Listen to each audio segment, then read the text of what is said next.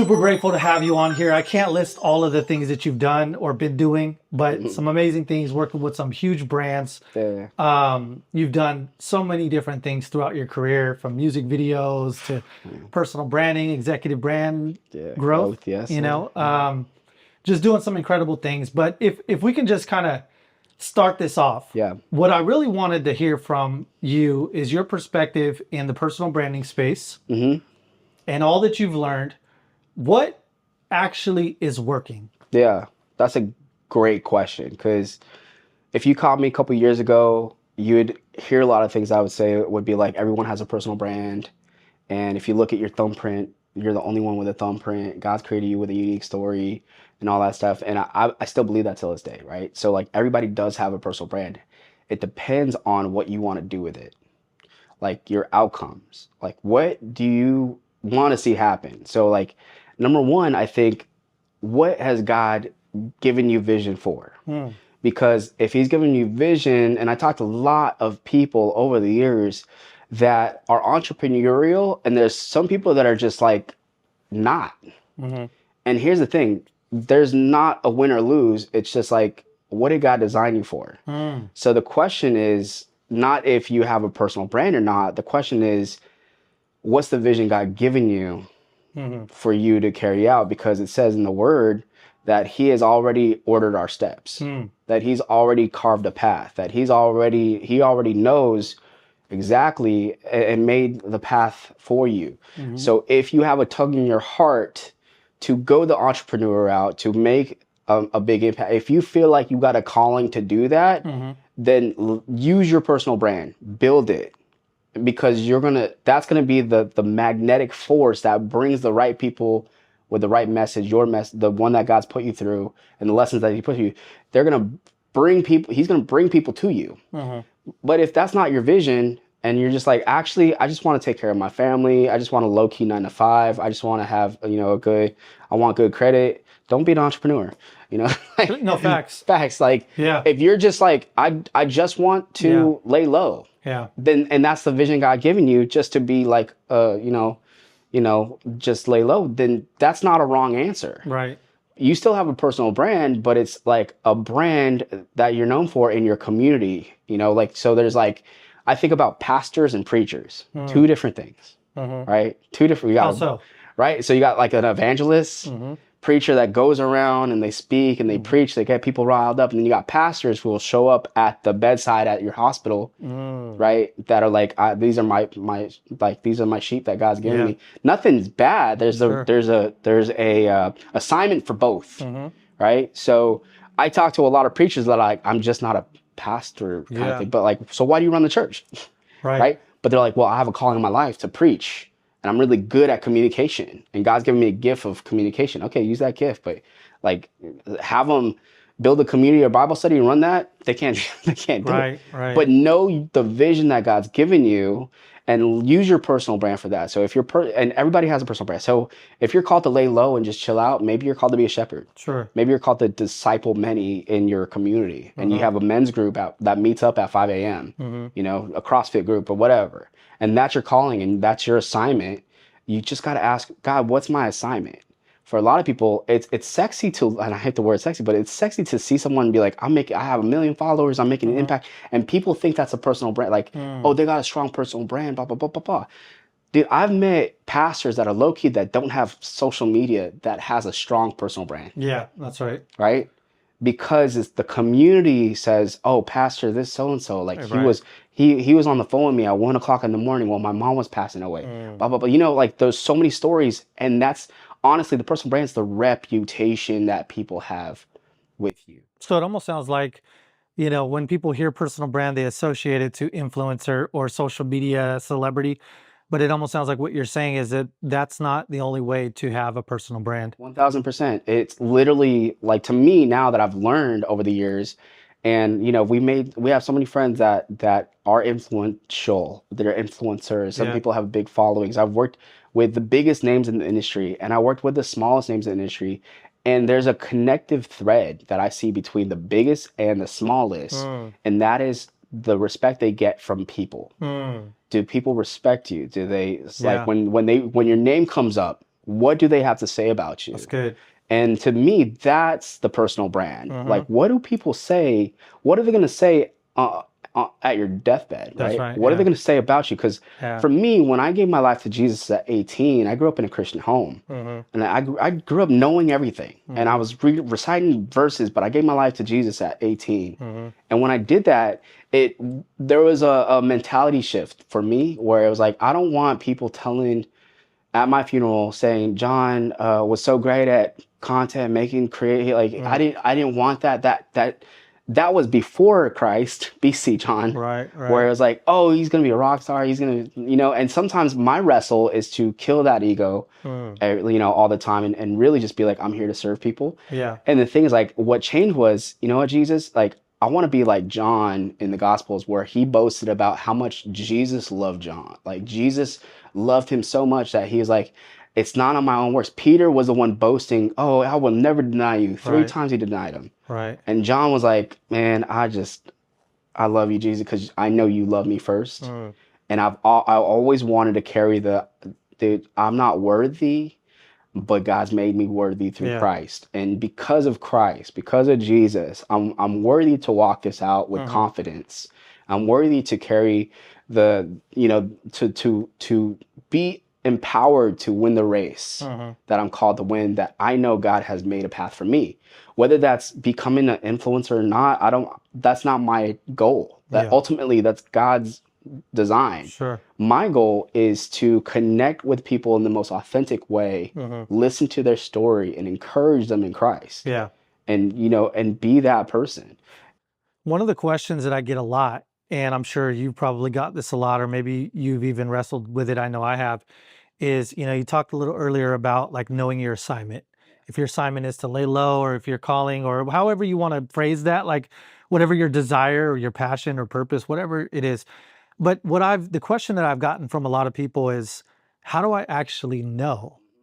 And I feel like, everybody has a different answer, but I'm curious to know, one, how you figured out your passion. I'm sure you did a lot of different things and wanted different things, only to realize maybe, no, I actually didn't want that. It was actually something else. And so, what would you say to a person that's trying to figure out what their calling or assignment is, and how did you find yours?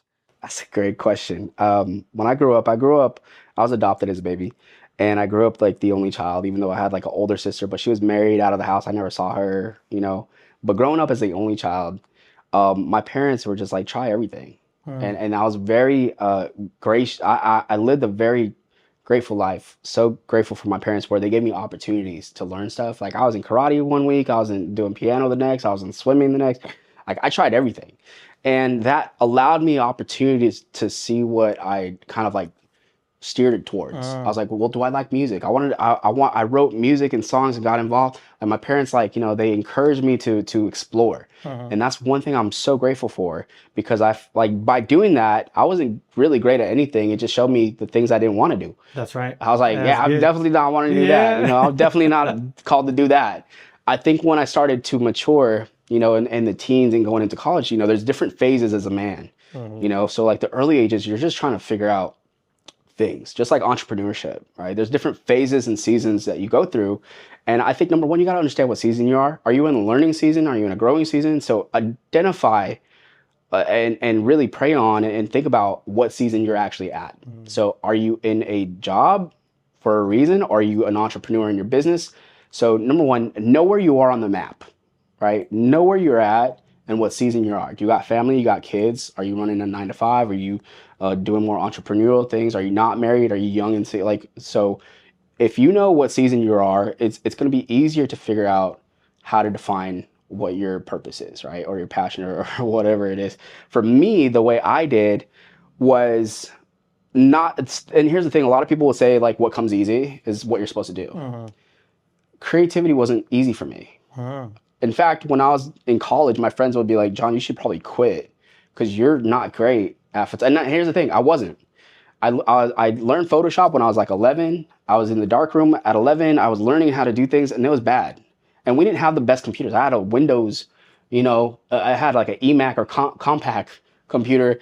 But I love the process of creating because it made me think differently. uh, And like, it was hard for me. It was so hard. And I went to film school in Santa Monica and I was learning and these things were hard. But the thing was how I defined it or how I found out what I was called to do was I couldn't stop thinking about it. Wow, that's good. I couldn't stop thinking about it. Like I would go to sleep thinking about how to edit better, how to Photoshop better, how to like I was doing so I was obsessed. I had an obsessive compulsion to just learn and like nothing else. Well, like my focus was like a tunnel and like you Hmm. can't shake me out of it. Yeah. Once I'm locked in, growing up and I like I was probably like I was a crazy kind of ADHD kid like, but once I locked in, I think I have a little tism too, like. I was locked in, bro. Yeah. And I could not stop obsessing over the things. Hmm. And that's how I knew God had me and designed me for this specific thing. Yeah. And and that had to do with using creativity as a tool and Yeah. using video and photo and programs as a tool to tell a story better, to connect with an audience, to Hmm. figure out how to, you know, put things together and be like, check it out. And then, I just was obsessed and I felt like, all right, I knew my assignment, I knew my calling because I could not stop thinking about that thing. And I think for the listeners, if they're struggling with, God, I don't know what my passion is, I don't know what my assignment is, what's that one thing that you cannot stop thinking about? Like that God just, sometimes it doesn't even have to be a spiritual thing. It's like, I love DIY making stuff in my, garage and you're just obsessed about it. Yeah. I'm like, then do something with that, That's good. like help somebody that is a year before you, like, like help someone that Hmm. that has been, and the thing is like you can't do it alone, so you're called to be a community. Right. So whatever you're obsessed about, you got to also find a bridge to connect to other people that are in that community Yeah. because that's God's design is to be in community. That's why church, by the way, go to church. Go to Go church. to church. That's powerful because I've had this brand on my heart, which is what we're doing now, Kingdom Creative. And I've had it on my heart in several different ways for over 8 years. I have journals. And the crazy thing about it is I can't get rid of it. Yeah. I've tried. Yeah. I've Literally. tried You to, silenced it. yeah, I've tried to lean hard into the Hmm. business. I've tried to lean hard into ministry. I've Just keeps tried, coming back. and it keeps on. And finally, I'm like, okay. I get it. But here's Yeah. the interesting thing, and I'll just kind of not too long-winded on this, but there's a lot of talk in creative circles about passion. And really how I would define passion and how I've defined it now to other people is that just thing, the thing that you cannot get away from. Because passion, as we know from like the Passion of the Christ and stuff, passion is suffering. Yeah. And really the thing that you suffer over, that even though you are not good or you lack confidence or that's the thing right there, is the thing that you're willing to suffer for. And not if it wasn't a thing, you would have gave it up a long time ago. Yeah. But it is a thing. And so I think that's powerful. Let me ask you this, because I know you've had a lot of big I don't want to say big breaks, but like big events in your life where you've worked with some really large brands, done some crazy stuff that a lot of creatives would dream of doing. And so what I'm curious to know is like kind of going back to the beginning, like when was your first break, if you will, that kind of opened up the floodgates for you in a sense? And what did you learn from that break? It's so funny that you asked me this because I feel like the break hasn't come yet. As a creative, Sure, I like get it. I feel like what break? Yeah, right. Like which one? Yeah, Like yeah. what are you talking about? Which Yeah. one? I feel like I think that's like someone who's mastered creativity or Mm, mastered an art, they don't think about the break of like, oh, this was my moment, mm, right? mm. The part for the master is the fact that they get to practice over and over again. Mm. And like, Wow, that's deep. right? So today's my break. Like here with you, this is my break. Mm. So everything that, because when you're looking for a break as a beginner, it's like, oh, I have one big break, two big break, three big. You start numbering them off. Right. But when you're a master at something, you forget. Mm. Like I literally have break amnesia. I forget I've done stuff. Yeah. And it's not by like I'm not coming from like a cocky kind of like, oh, Yeah. I've done stuff. I feel like it's just like I'm on to the next thing, and because when you're a painter and when you're an artist, you're just like you're so obsessed with the process. You're like, Mhm. oh, I love the process, how we figured this out for either Vegas or this one influencer, and we got through that, and that was an awesome moment. But now I'm solving another problem. I'm solving the next problem. I'm solving today's problem. So for me, like I think the first big break, I thought it was going to be like, oh, this is my moment where I, did work for like Capitol Records, or I was directing like a music video for Joe Simpson and, Jessica Simpson's dad. And I was like, oh, this is the big break. And I never got to that point where I understood as I grew up as a creative and became more seasoned. I'm like, oh, you just continue to create. Mm. There's no break. Mhm. Get no breaks. Yeah. Well, and part of the trap in a way, and that I'm glad you put it that way, is that thinking that there's a big break somehow you're training yourself to think that somehow there's going to be less work or it's going to Well, be here's the easier, thing with right? that break is the first thing you think about is like, when do you rest? Right. Right? I want a break so I can That's rest. right. That's right. I want it to work because I've been working and working and working, and I just finally got this moment of breakthrough where I could breathe. But you don't ever rest and you don't ever breathe. So you gotta make breaks like in your life. Yeah. You gotta take breaks as a creative and really find like guys like, yo, 7 day rest. Like, where's your Yeah. Sabbath That's good. with creativity? Because here's the thing, like we're called to work. Mm-hmm. Work is godly, and work to me, regardless of what you put in front of me, I will get you the result. Like I'll work it, I will create, and every outcome is different. But because of the experience I have, I'm putting in that experience and time into something to get to an outcome. And that break for me is like, oh, that was really dope. Like I reflect on that. What's the next one? Sometimes things are layering at the same time where you're like working with this person, and everything's going all at once. Mm-hmm. And your break it has to be intentional of like, I'm breaking for family. I'm breaking on this day where I turn my phone off. That's a different kind of break. But I think for creatives, it's hard because some creatives haven't had their break.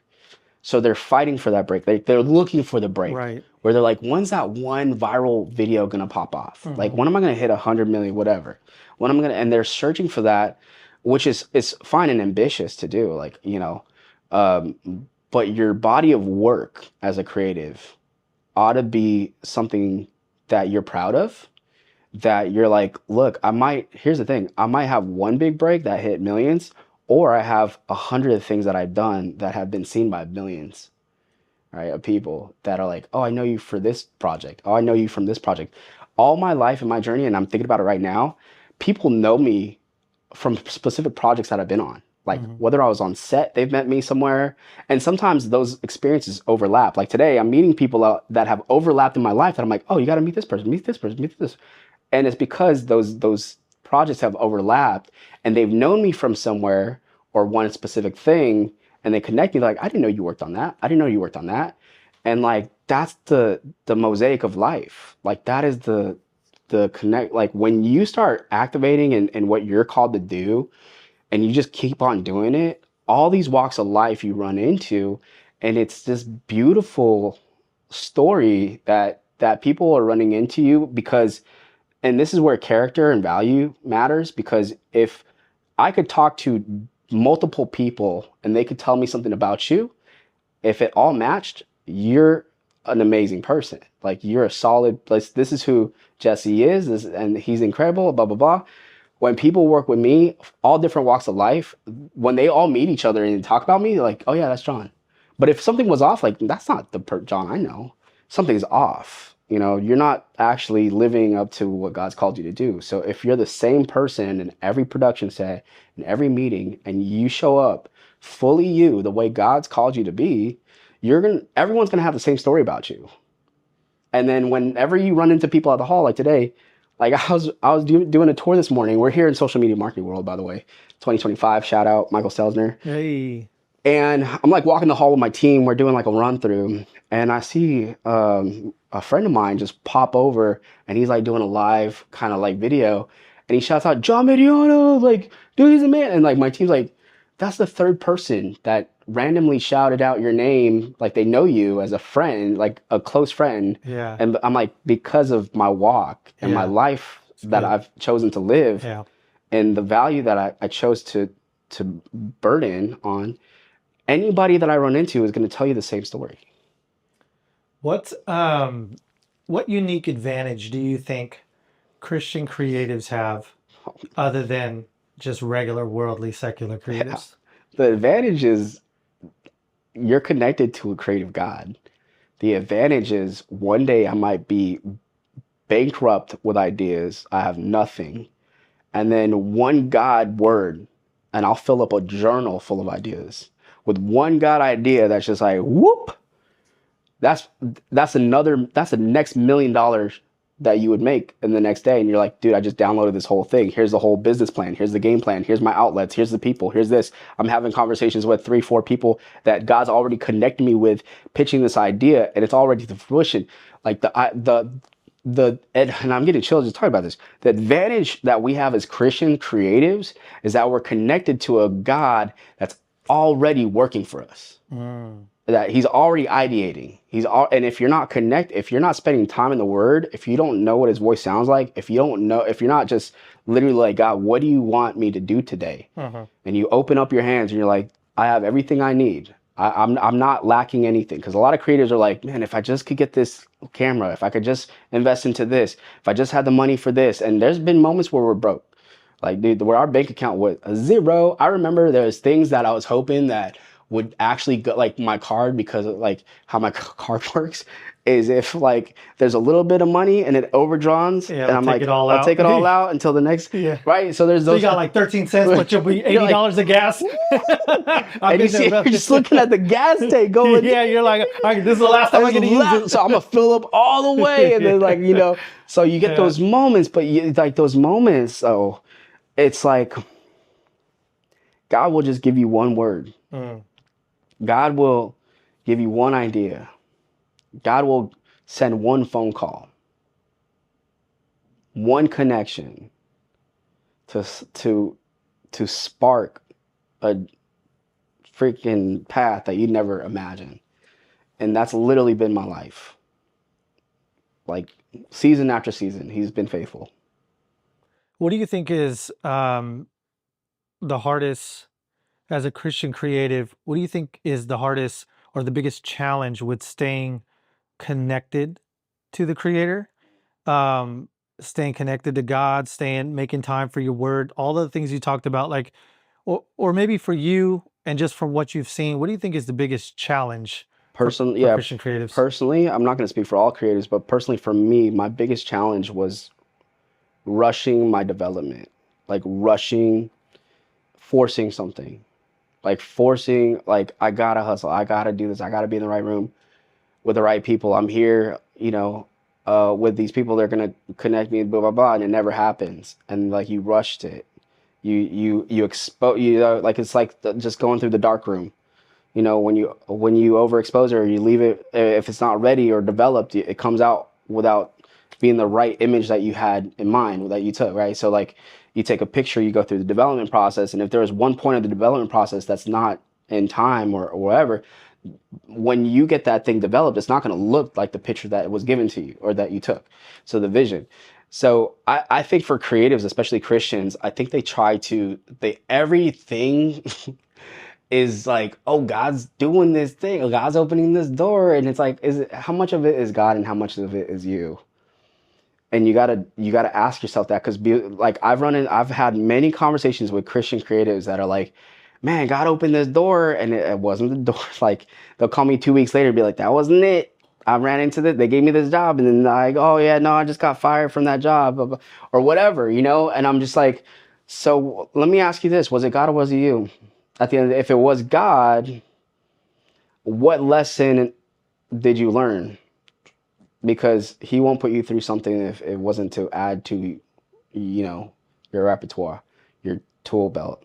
Was it a connection? Was it one connection? Was it one whatever? And it was like, no, like nothing. I'm just struggling again. Some people are like that. Yeah. And for me, I've learned those hard lessons because I've seen that. I'm like, I literally did this for nothing because I was ambitious, because it was actually my ego. It was my thing that I was like, oh, this is the way it's going to work. And I had planned it all out. Like I planned it too much, and it was too much me, where I was like, God, you know what? If this is you, send somebody or do this, I'm going to take the steps, but you're going to meet me and support that vision. And here's the thing, the prayer that we're afraid to pray is like, God, if it's not you, shut it down. Like, if it's not you, shut it down. And we're scared. We're like, well, I kind of want this to work out. You know, as a creative, I kind of Right. want to work this out with this person or whatever, you know, like I hope this interview goes well or whatever it is. And then it's not God, it was you. And then, but God will use it. Don't get me wrong. Sure. Even in our side quests, Yeah. He'll use it. So what would you say, like we've talked a little bit about this offline about meeting influential people, right? And obviously there is a value in being in certain rooms and things like that. But there's also too this perception that if you just get in the room, somehow all your problems are going to be solved. And you know, and what I've noticed is, and I feel like this is just a principle that works in life and business and sales and pretty much everything is like the the the least that you chase it, the more you get it. What would you say to like some creatives that are overly ambitious like that? They're just trying to get in front of all these people because they think that they're going to be the answer. What advice from being in those rooms would you say about what really happens in those rooms? What really happens is like calm down. Like first of all, as a creator, I've met a lot of creators that literally like they'll beeline it to influencers and be like, I'm supposed to be working with you. It's like, no, you're not. Like, you know, like a lot of them are very strong-handed. Like they're forcing an opportunity to happen or whatever. Like, let's just say you get that position. You're like, you do work with them and you find out that they're not that great. Like, you know, and you're like, oh man, like, you know, they're not actually letting me do blah, blah, blah, blah, blah. Like, and then, like, what happens then if your plans get ruined and you thought it was going to be this thing and then your expectations aren't met and then you get let down, you know, what happens then? Did the God mess up? Like, or was it you? Like, I think what we've missed out is we should have hope, but we need patience and we need wisdom. Like I'm hopeful to be in the room because God's allowed me to be in the room, right, with people, but I don't gotta tell people or force myself on people. When you start putting in the reps as a creative and you just create because you don't have to create for anyone, you could literally create because you just love to create for yourself first. When I first started, I was doing photo shoots of myself and my friends. Hmm. And it wasn't for any brand or anything. We just did them because I was like, dude, if I showed you old photos of like me, what me and my friends used to do late night is have photo sessions for, it wasn't for anything other than entertaining ourselves and me learning Photoshop better, you know? Because like, I just love to create and I wanted to try new things and I only had a certain amount of resources. Like there's just so many things you could do. So like when creators go and and I get the ambition, like if I just get in this room, if I just meet this person, God will make a way and like we'll be working. That's my dream. And I get that. Be hopeful, prayerful, but be like when you chase after influencers, you got to understand like they don't respond to other like creatives. Like they don't respond to, they're there for a reason from the lens of like in context. If they go to an event, let's just say they go to an event like this, and your ambition as a creator is like, I'm gonna go to every influencer and be like, try to get work. Okay, their motive is I'm going to come to this event and give my knowledge from what I built. So in context, your world's colliding with their world and it's like oil and water, Mm. where your motive is not their motive. They didn't come here to hire the next creative. That's not their motive. They came here to inspire and make connections, blah, blah, blah. And like, but they're not here to look out for what you want to do for them. Mm. So in context, if I was going to do it and I was ambitious, I would be like, hey, what's up, Mr. Influencer? By the way, I put together this video of your keynote while I was sitting here and I took some photos. Like, here you go. Like, I just want to give you that because you're a creative. And you're like, if I'm a creative, I'm going to show the work and not say, can I do the work? Yeah. I don't want to be like, can I work for you? I'll be like, hey, this is what I did. I tagged you in it. And they're like, dude, this is sick. Yeah. Like, and then they'll share it. You could collab with them and they could choose to collaborate and be like, hey, who was that person that was that? And you just left an impression. Like, if you're not leaving an impression at these things or like something that is remarkable and you're not a remarkable creative, then your opportunity really isn't like, it's just going to be ambition and like, and it's going to rub people the wrong way.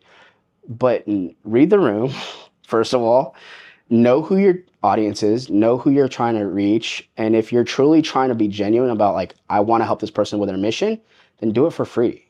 Like do it just to do it and be like, I want to help you. I love your mission. I love what you said. I actually just made a compilation of your best mic drops, and I just edited it and put it together. Can I just airdrop it to you?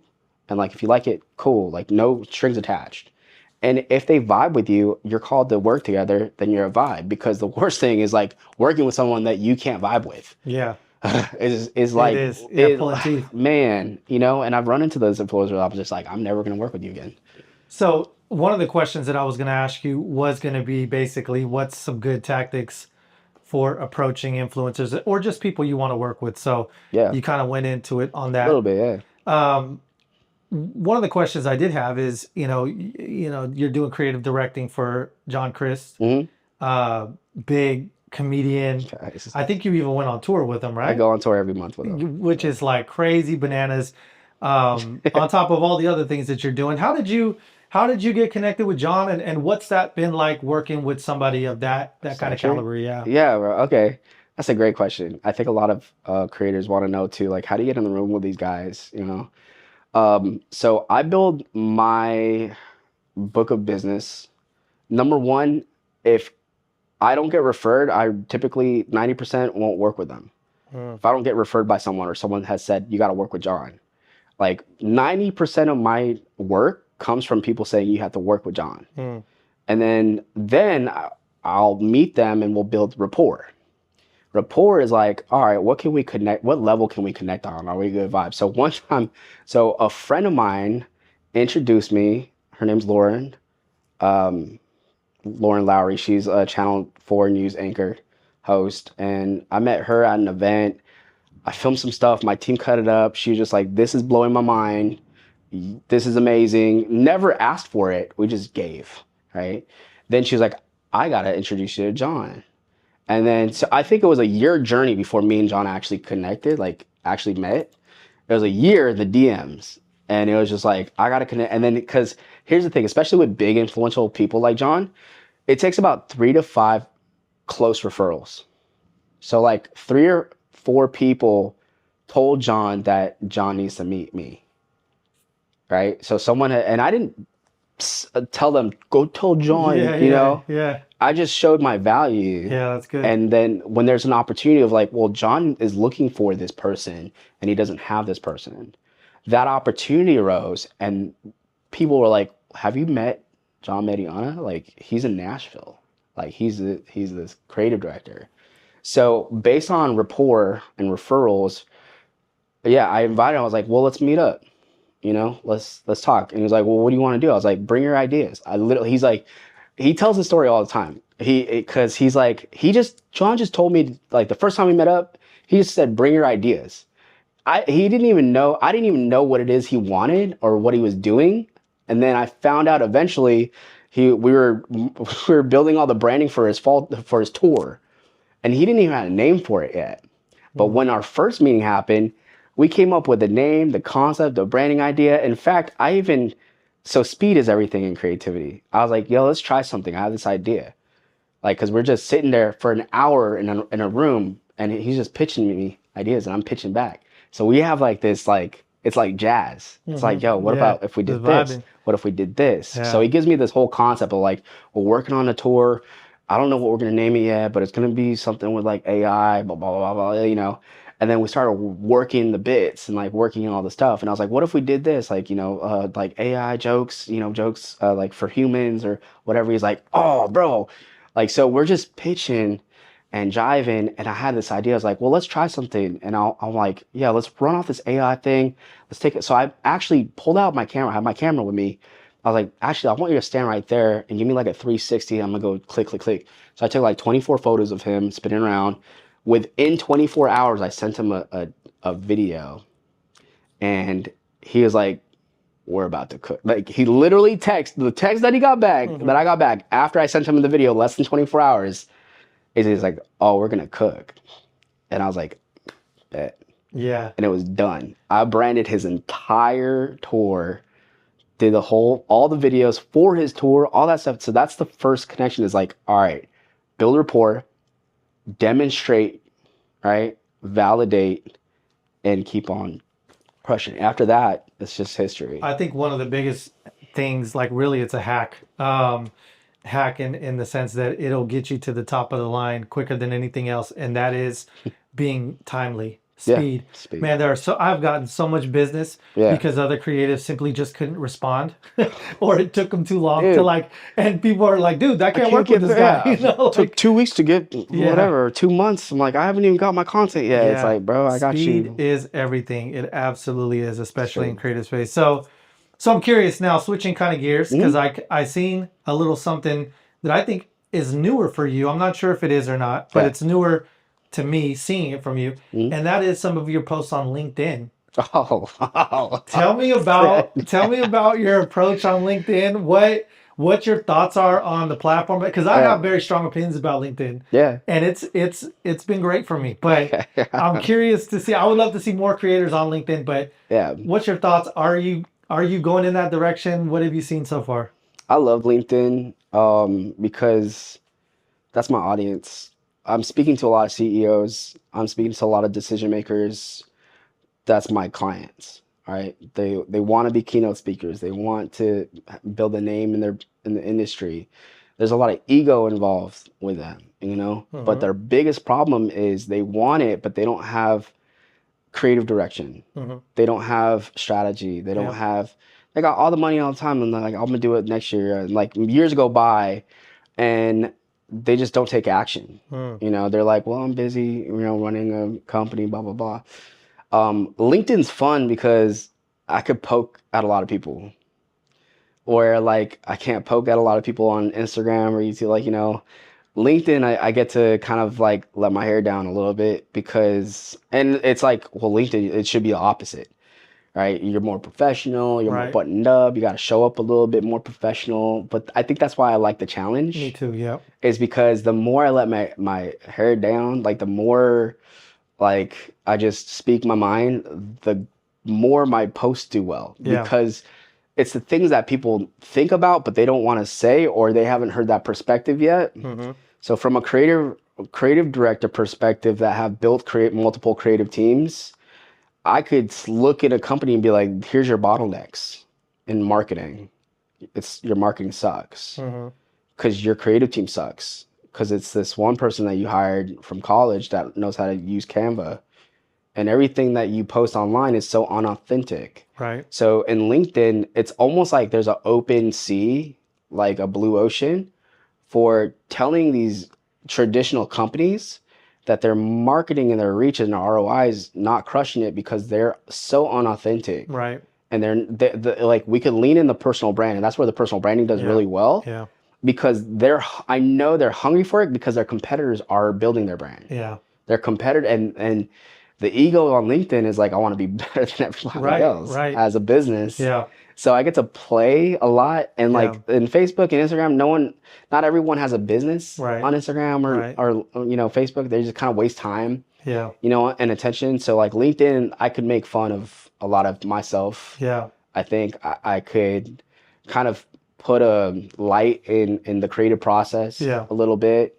So I think that's some of the stuff that you're seeing. Yeah, well, what I enjoyed too is exactly the same kind of thing. One, it's a challenge, but two, what I like to do is just exactly show how unprofessional I am.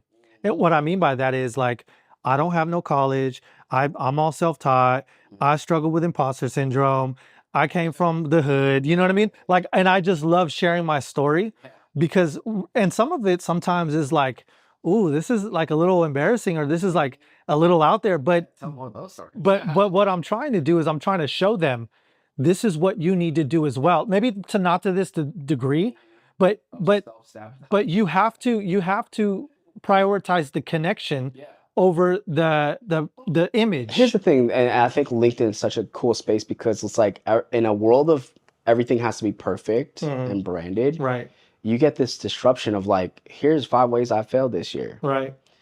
And it's like, you're not supposed to say You're not that, right, right. but I have the same experience and my, Yep, and yep. like, it's almost like LinkedIn's the perfect place to punch perfection. That's right. And like, I enjoy it a lot Hmm. because I get people that are dressed up in suits and business in my comments, Yeah, and they're like, "Oh, this is so good." Like I've dealt with the same thing. I'm just like, yeah, yeah. No, trust me. And I will say this though too is the quality of leads that I've gotten from LinkedIn.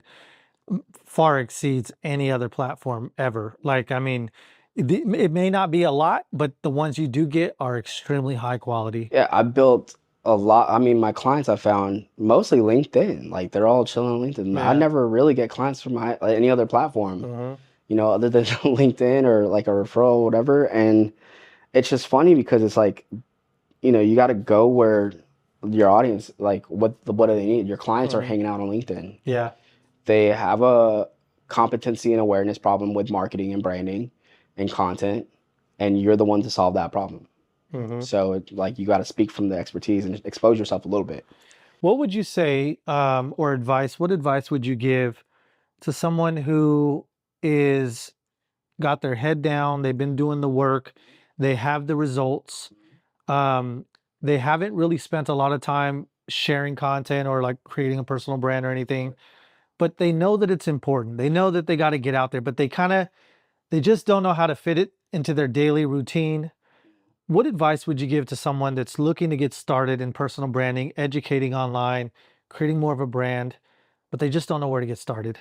Yeah, I mean, number one, like priorities. So if you're just getting started, you are aware that you need it, but you're not all in. I just say I would literally my advice would be like just don't do it and Hmm. just literally just build, get, get those invoices through, like build the brand, build the company. Like if you're just starting or you're like I don't really like I need it, but I don't my pain tolerance for it isn't high, then I would say don't do it yet.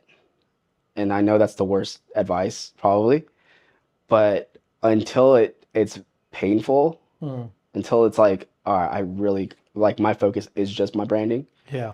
then it's not time, I think, because it would be a distraction.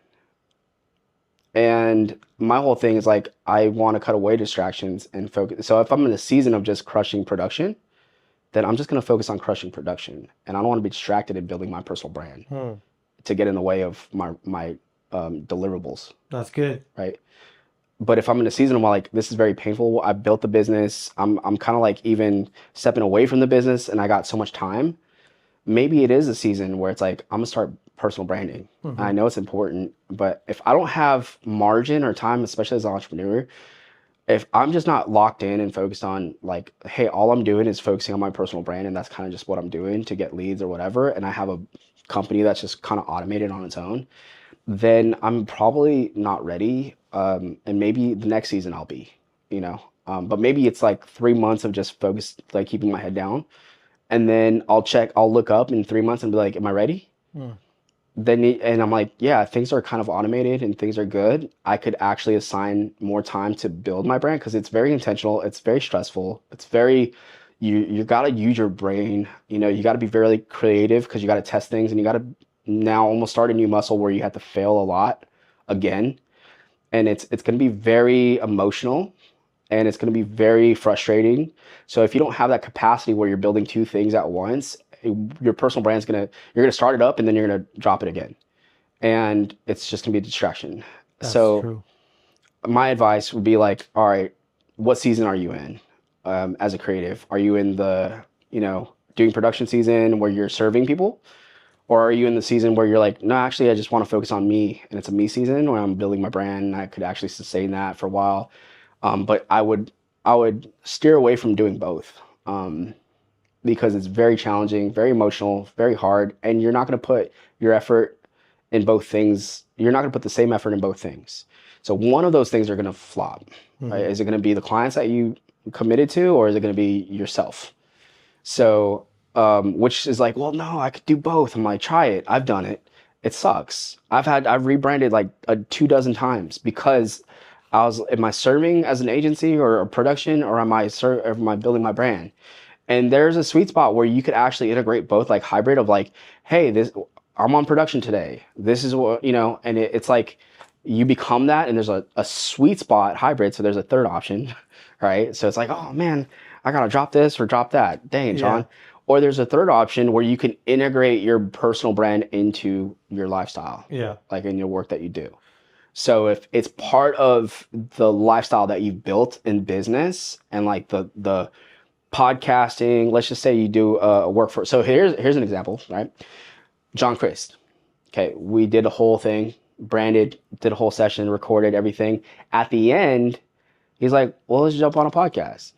And so we're like, "All right, all the lights are set up, so we do a podcast right there in the moment, talking about the process." And I'm like, "Oh, kind of," and I'm showing, and my team's like doing all the behind the scenes stuff already. So Mm-hmm. like we built the business where I could have a lifestyle that showcases behind the scenes, and that's my brand Mm-hmm. of like, oh, I'm showing, like, I get to travel, I get to work with these people, and here's a little bit behind the scenes of that. So I built a personal brand around that. I like, don't get me wrong, I could do a better job like showing like, well, how did the Jonkers happen? How did, like, I see you working with all these people, but like, where was the first step before you work with the people? Right, So right. like, Yeah. like that's the You're missing like, I part. forgot to record I that. forgot to record how this all happened. Yeah. Like, Yeah. I got to get better at that, but I think, number one, like, you got to enjoy it. I think I did like Yeah. 5 number 1s, but you got to just enjoy it, and you got to build a lifestyle. Or if you are trying to chase like the business and personal brand, the third option, my recommendation, is you build your personal brand around the lifestyle of the business Mm. so that you can do what you're already doing in the business, but showcasing that you're like, oh, and my personal brand is me being a business owner. Yeah. And this is what I'm struggling with. Like, like hiring and firing creatives. Like, Yeah. I have a lot of those stories, Yeah. and like people don't see that side. So Yeah. like you're opening up vulnerability on your personal brand side, but you're showcasing your professionalism on your business side. That's good. So Yeah. like that's how I would pitch it. That's the third option. And like if that works for you as a personal brand, like run it, because sometimes we're like trying to separate the two and you cause distractions. So if you could just focus on not being distracted and you're building a lifestyle brand or a personal brand as part of the business brand, then you're not distracted. You're fueling it, Mm-hmm. right? So you're supporting it. Yeah. And that's how I go about your brand. So if I was to hire executive brand growth to help me with my personal branding, where would you guys start, and what would your perspective, give me a little bit of free sauce here. Like, what would you So our do with first me? conversation with you, Yeah. yeah, my number one conversation that I have is like, what do you want? Yeah. Because a lot of people will come to me and be That's a like, good I need to be question. a strong personal brand. I want Yeah. to be a keynote speaker. I want to do this. But I'm like, I work 120 hours a week. I'm like, well, do you think you go grow a brand with all the work that you do? I think it's like, well, what's your desire? Because if I can't measure my work outcome when I apply it to your brand, I don't know the measurement. I don't know if how do I know that you'd be like, oh, that was successful? Right. So my question is, what do you want, right, from your personal brand or your business? Do you want to grow your business, or do you want to grow your brand to fuel your business? Mm-hmm. So I think that's the first question I would ask, which is the question I always ask. Well, what do you want? What do you want to Mm-hmm. see happen? Number two is understand where you're at. Like, where are you on the map of that, what you just said? Mm. Like, because a lot of people are like either aware but incompetent, Mm-hmm. or they're competent and unaware, or they're both. Yeah. So my follow-up question would be, well, where are you on that journey? Like, why do you think you would need help? Like, what's the gap that you can't cross because that you feel like you need to hire, outsource, like a third party to come in and be like, this is the missing pieces. Such a great question, man. That question is jam packed. I mean, both those answers there's so much wisdom in that. For those that maybe just listening to this, like, if you don't identify, it's exactly what you said. If you don't identify what somebody wants, then you can't determine how close you are to getting in there to that. And then secondly is like, if they don't, or if you can't identify mutually that gap or that bridge that you need to cross, then you'll be trying to solve this problem, this problem, this problem, and then at the end they'll just get mad at you for not solving the problem. Exactly. so, Like so the biggest industry that I just can't stand because they cookie cut everything is the sales industry, where they're like, we're going to apply our framework, our methods. And like, bro, you haven't even asked me what we sell. yeah, Like, you don't even know what I do. yeah, How do you know that I want more sales? yeah, it's true. Right? Like, we we're just talking about that. Like, sometimes sales isn't that, especially with government Yeah, and all that stuff, like B2G, they don't want sales, yeah, right? They want people, they want community, they want right. numbers. So like, my first question is like, well, what do you want? You want more Yeah. community? Like, how do I know that I'm nailing it for you? Right. That's Right? right. And then going into the, well, where are you Yeah. question. So, where are you? Where do you want to be? How do we close the gap? Yeah. All right. What daily practice do we need to activate Yeah. to close that gap? And if personal branding becomes a pillar of that, where it's a Hmm. supportive role of like, oh, well, I want more, position in the market to be known as this brand. Okay, let's talk about the founder's journey. Like, why is this important to you? Why do you want people to know that you're the face behind this? Mm. Right? It's literally like my onboarding session and discovery calls are like therapy sessions. I'm like sitting there and it's just God saying like, well, A plus B equals this. So like a lot of people mystify, oh, if I just knew the next secret, if I just knew the hack, if I just did this or trend or go viral, whatever, then maybe that will solve my problem. But the real thing is like, well, that's a visible symptom of what you think the problem is. But if I ask the right questions, we're going to get down to the root cause of what it actually is so that we could actually get you from point A to point B instead of just saying, we're just going to make a ton of videos and my team's going to come and we're going to film and blah, blah, blah, blah. And then like we do all the videos and you're like, well, that didn't move the needle for nobody, you know? And how do I know that, you know, you didn't want that outcome of, I had clients that were like, well, I didn't get one sale. And we made like 100 videos or something like that. I'm like, oh, I didn't know you wanted sales.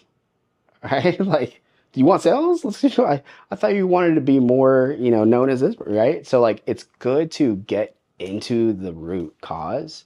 It's good to ask questions. And like, from there, then we choose our journey. How can creatives get better at selling? They could get, okay. They could get better at selling by not selling and diagnose a problem, right? So like I don't sell. I suck at selling. I'm the worst salesperson. I can't sell anything. But I've sold millions of dollars of product or services in our company, right? I sell because I ask a lot of questions and I'm using my experience and tools to be like, oh, okay, well, we could build that. I think you have the problem. Like, I think you think this is your problem, but your real problem is this. And we could build that. And it's going to cost this much. Are you willing to invest that in this season that you're at to get to this outcome? You are? All right. Here's the contract. It's it's listening. That's what's selling. Like, are you actually listening? Are you trying to sell the package or product? You're like, I gotta hit my quota, so I got these things I gotta sell. And you subconsciously project that and people could feel that you're selling. The best salesperson I ever hear is like they don't sell to me. They guide me to an outcome that I didn't know I needed, and then they provide a solution. They're like, hey, like how about we just handle that for you, and it will only cost you this much. Can you invest that to growing your brand by this 10x? Like by next year, do you think you'll like by having 100 searchable videos will help you build your personal brand and it's going to cost you this much? Do you think that's going to help you or hurt you? And they're like, well, so you put it that way, it's going to help. But I think it would. Hmm. Imagine. And here's the thing. If you, I require 100 videos from my clients. If Hmm. you can't get to 100 videos, I don't think you have a strong enough message. Hmm. I don't think you have a strong enough, you know, passion for what you do. I don't think you have a strong enough obsession. If you can't give me 100 videos about your topic or, you being the subject matter expert, I don't think you've done enough deep work. Mm.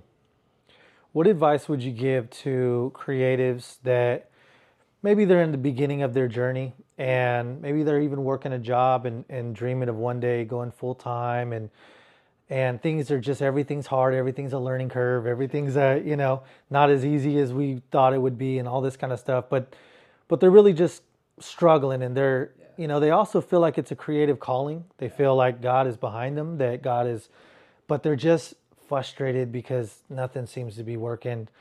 What advice would you give to them? Yeah, my advice, number one, did God say? Is my big question. Did he say? Because if he said, he will pull you through it. And you just gotta have hope. You just gotta keep on trying.